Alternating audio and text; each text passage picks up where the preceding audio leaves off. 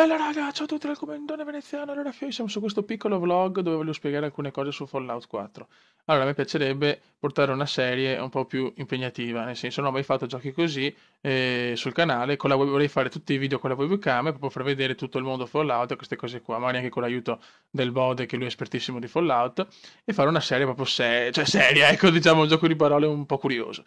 E quindi ecco, voglio vedere se con una serie così, magari e con la webcam è tutta proprio completa, insomma, c'è una roba non del cazzo, come può andare il canale e tutto quanto, perché dopo, insomma, 2000 video, tra cui 1000 veramente vaneggiosi, sempre anche nei video di Fallout ci sarà lo stile comendiano pazzo, quindi se trovo un mostro del cavolo lo insulterò fino al 10.000, però voglio anche fare un qualcosa di un attimino più serio per far vedere bene il gioco, visto che Fallout è sempre stato un super gioco. Io ho giocato poco, il 3 un po' e il 4 meno perché mi è piaciuto un po' meno. Non sono espertissimo, però ecco, ho voglia di fare un gioco così.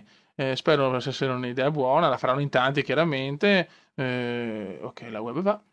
E niente, questo è quanto, ecco Fio, io spero che possa interessare, che ci sarà Pro Cycling, NBA, e FIFA. PES l'ho venduto ragazzi perché mi ha deluso in maniera spaventosa l'editing per console. Forse lo prenderò con gli sconti per PC, però non puoi fare un gioco per PlayStation, bellissimo, giocabilità bellissima, con cui vuoi, però non puoi mettere che puoi solo fare un aggiornamento a 200 squadre, le altre sono come si dice, con i nomi fasulli, con le maglie fasulle, proprio delusissimo dalle versioni console proprio.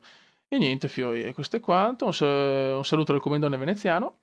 Ecco, ci sarà Fallout 4 in maniera pesante con webcam e tanti tanti video e spero di essere all'altezza di portare qualcosa di carino e un attimino più elaborato. Ecco, va buon? Raga, un saluto dal comandone veneziano. Ciao!